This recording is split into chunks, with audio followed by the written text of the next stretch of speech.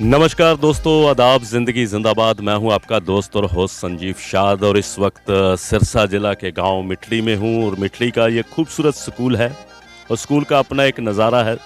हर कोई स्कूल जाना चाहता है और हर कोई स्कूल से पढ़कर समाज में सेवा करना चाहता है, इसलिए स्कूल के दीवारों पर लिखा होता है शिक्षार्थ आइए सेवार्थ जाइए। और मेरे साथ इस वक्त हैं मुखपाल। हेलो मुखपाल।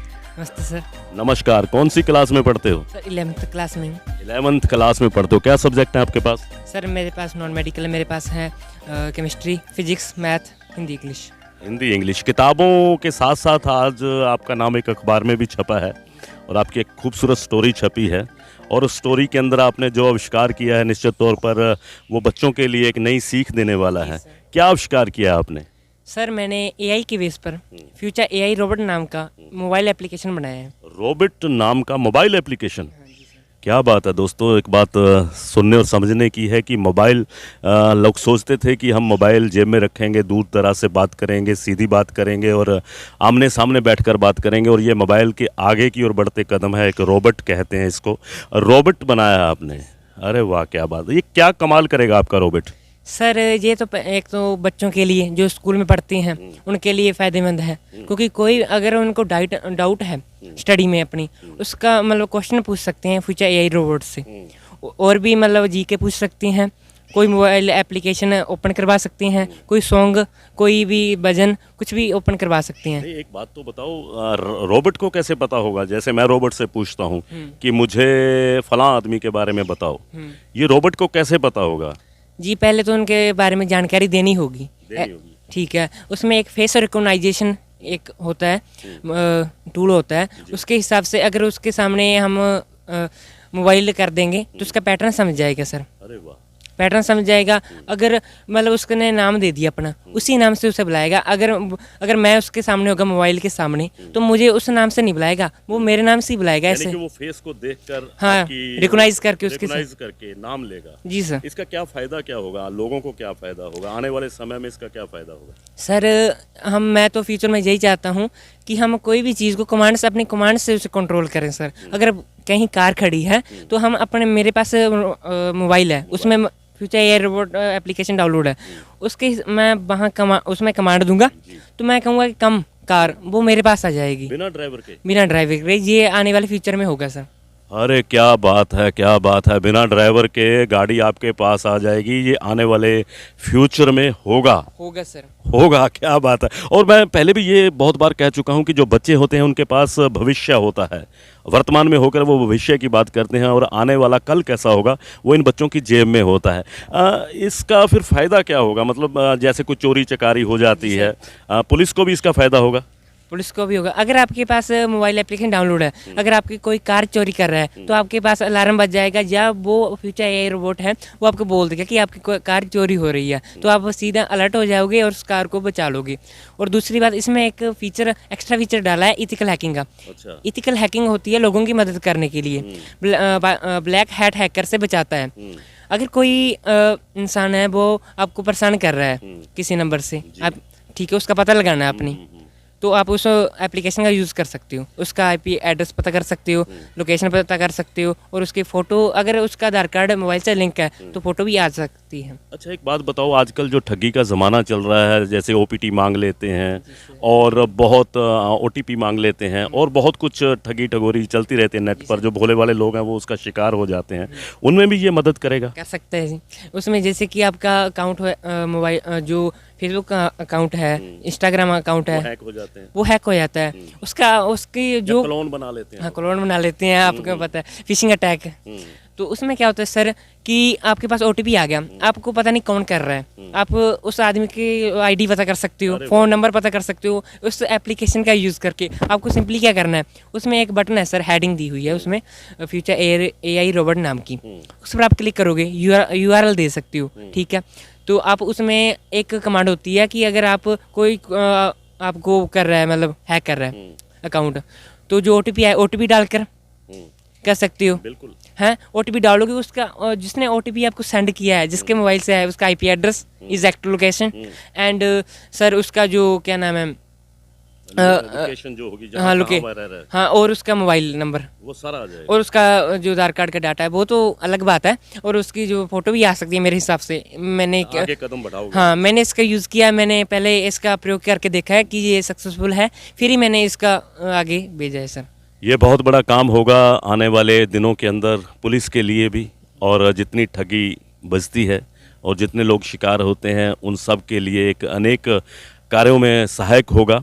विशेष तौर पर हमारे पुलिस के लिए बड़ा अच्छा होगा, इन्वेस्टिगेशंस के लिए बड़ा अच्छा होगा। ये विचार कहाँ से आया आपको कि ऐसा कुछ बनाया जाए? सर मैं 5th क्लास में था, मुझे ना साइंटिस्ट बनने का शौक है सर। साइंटिस्ट बनने का शौक? जी सर। किससे प्रेरित हो आप, कैसा बनना चाहते हो? साइंटिस्ट सर है कि मैं फ्यूचर में एक टाइम मशीन का करना चाहता हूँ, टाइम मशीन बनाना चाहता हूँ। टाइम मशीन वो क्या है? टाइम मशीन है सर कि हम फ्यूचर में भी जा सकते हैं, पास्ट में भी जा सकते हैं। अच्छा। जी सर, कि हमें पता है मशीनी युग आने वाला है आगे, वो लोगों के लिए जो लाभदायक भी है और हानिकारक भी है। क्योंकि सर जो अनपढ़ हैं, ठीक है, वो कहाँ जाएंगे सर, वो तो बेरोजगार हो जाएंगे, उसका स्थान तो मशीनें ले लेंगी ना, ठीक है। तो एक तो ये हानिकारक हो गया सर उसके लिए एक।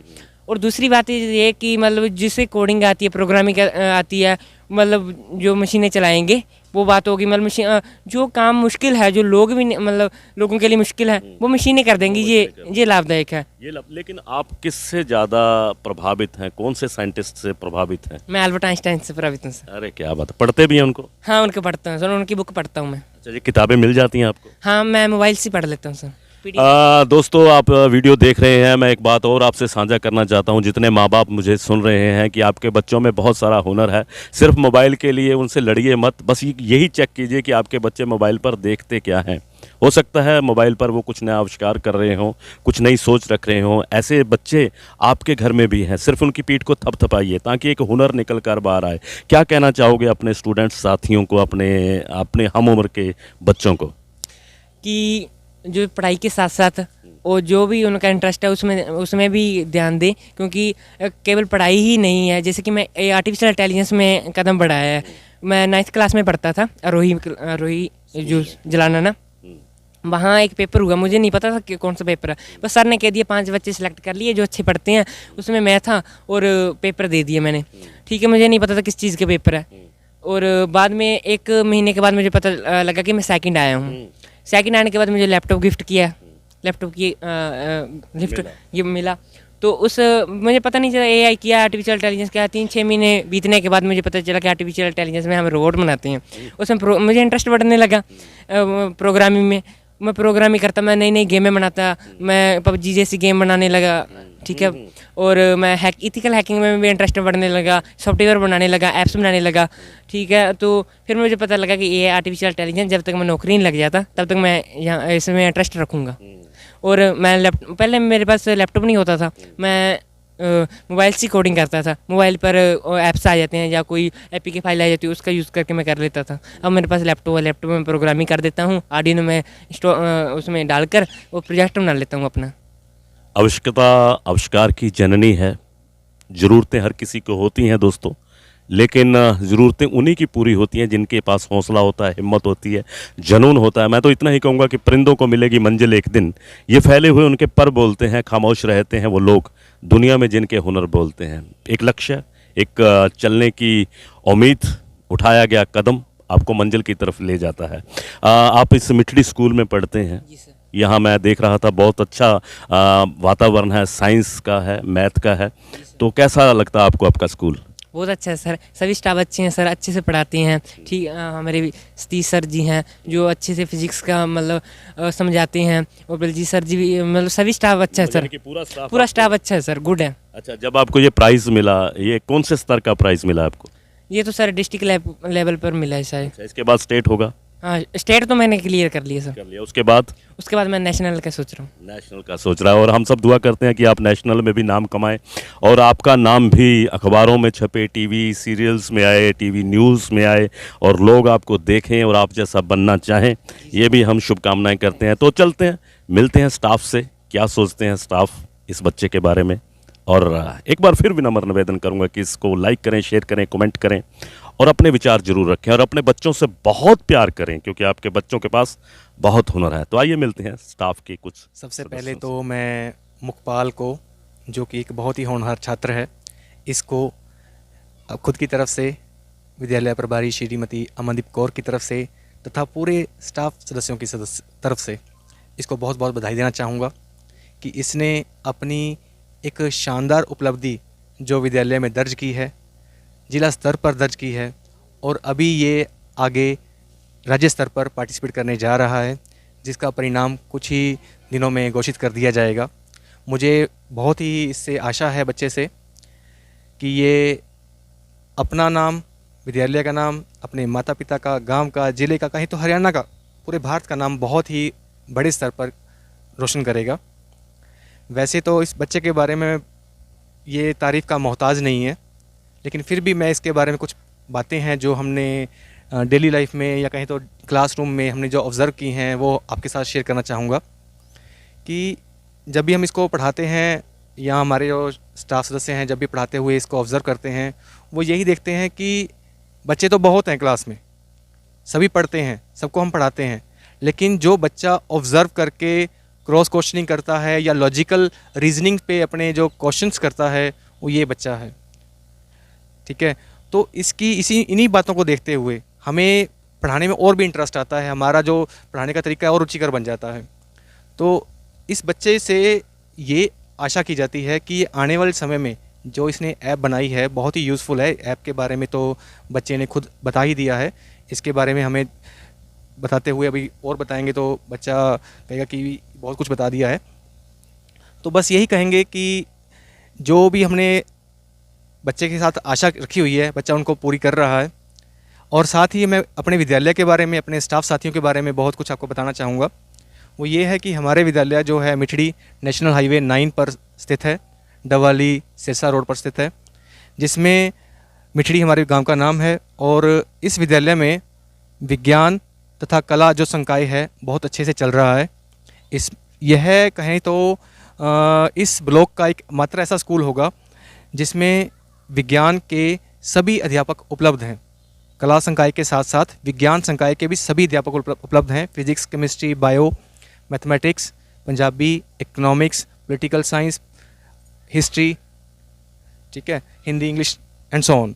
तो ये एक ऐसा स्कूल है जहाँ पर लगभग 17 गांवों के स्कूलों के बच्चे यहाँ पर अप्रोच कर सकते हैं। हाईवे पे है, बहुत ही आसानी से यहाँ पर पहुँच सकते हैं।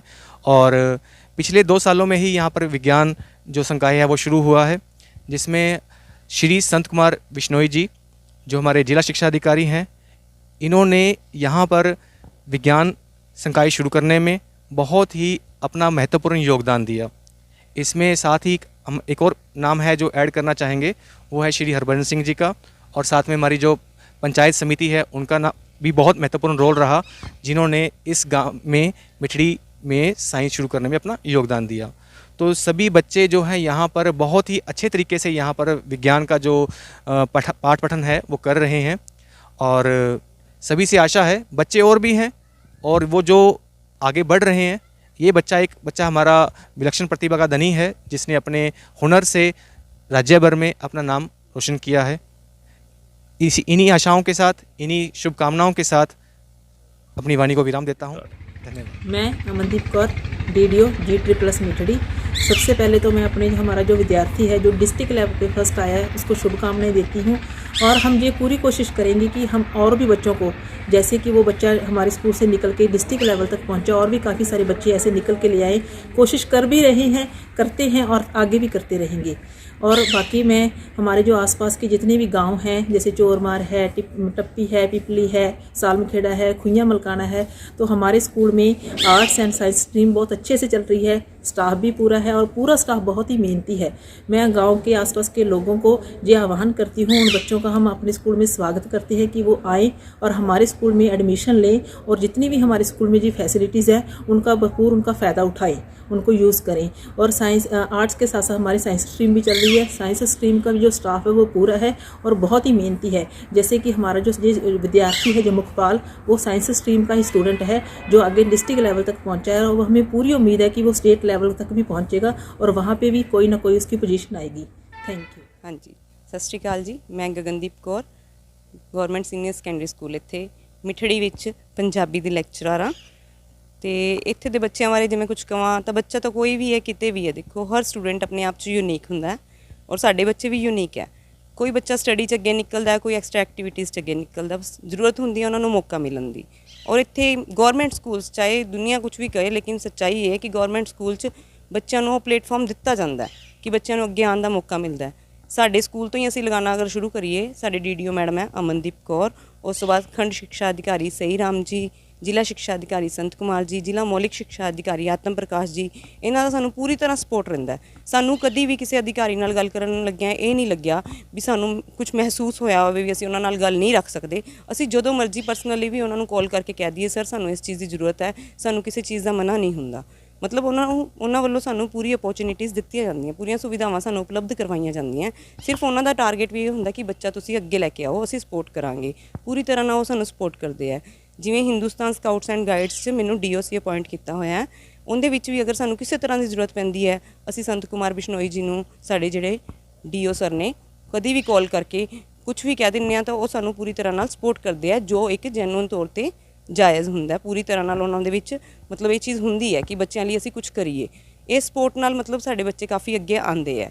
ਮਤਲਬ ਸਕਾਊਟਿੰਗ ਵਿੱਚ ਵੀ ਬੱਚੇ ਸਾਡੇ ਘੁੰਮ ਕੇ ਵੀ ਆਏ, ਕੁਝ ਵੀ ਮਤਲਬ ਜੋ ਉਪਲਬਧ ਕਰਵਾਉਣਾ ਚਾਹੀਦਾ, ਜੋ ਗਰੀਬ ਘਰਾਂ ਦੇ ਬੱਚਿਆਂ ਨੂੰ ਨਹੀਂ ਮਿਲ ਪਾਉਂਦਾ, ਸਾਡੇ ਸਕੂਲ ਦੇ ਵਿੱਚ ਇੱਕ ਖਾਸੀਅਤ ਹੈ ਵੀ ਉਹ ਉਹਨਾਂ ਨੂੰ ਅਸੀਂ ਅਪਾਇੰਟ ਕਰਵਾ ਦਿੰਦੇ ਹਾਂ। ਇਸ ਚੀਜ਼ ਨਾਲ ਮਤਲਬ ਬੱਚਿਆਂ ਦਾ ਜਿਹੜਾ ਹੁਨਰ ਹੈ ਉਹ ਤਾਂ ਦੇਖੋ ਨਿਖਰ ਕੇ ਆਏਗਾ ਹੀ। ਜਦੋਂ ਉਹਨਾਂ ਨੂੰ ਮੌਕੇ ਮਿਲਣਗੇ ਤਾਂ ਹੁਨਰ ਵੀ ਬਾਹਰ ਆਏਗਾ। ਹੁਨਰ ਸਭ ਦੇ ਵਿੱਚ ਹੁੰਦਾ, ਬਸ ਮੌਕਾ ਮਿਲਣ ਦੀ ਦੇਰ ਹੁੰਦੀ ਹੈ। ਤੇ ਇਸ ਚੀਜ਼ ਲਈ ਮੈਂ ਸਾਡੇ ਸਾਰੇ ਅਧਿਕਾਰੀਆਂ ਦਾ ਧੰਨਵਾਦ ਵੀ ਕਰਦੀ ਹਾਂ, ਜਿਨ੍ਹਾਂ ਨੇ ਹਮੇਸ਼ਾ ਸਾਨੂੰ ਸਪੋਰਟ ਕੀਤਾ ਹੈ ਔਰ ਬੱਚਿਆਂ ਨੂੰ ਇਹ ਸਹੂਲਤਾਂ ਉਪਲਬਧ ਕਰਵਾਈਆਂ। ਧੰਨਵਾਦ।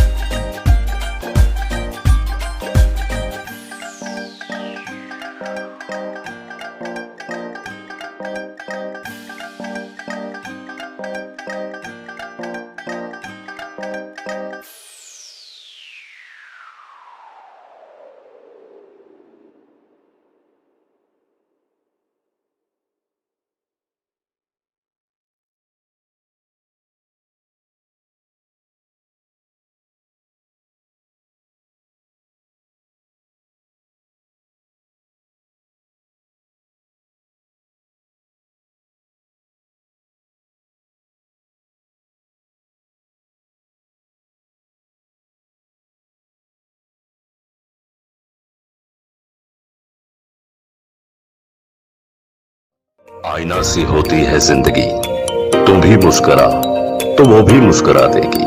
हुनर सब में होता है, तो चलो फिर करते हैं हुनर की बात। टू द पॉइंट, जिंदगी जिंदाबाद।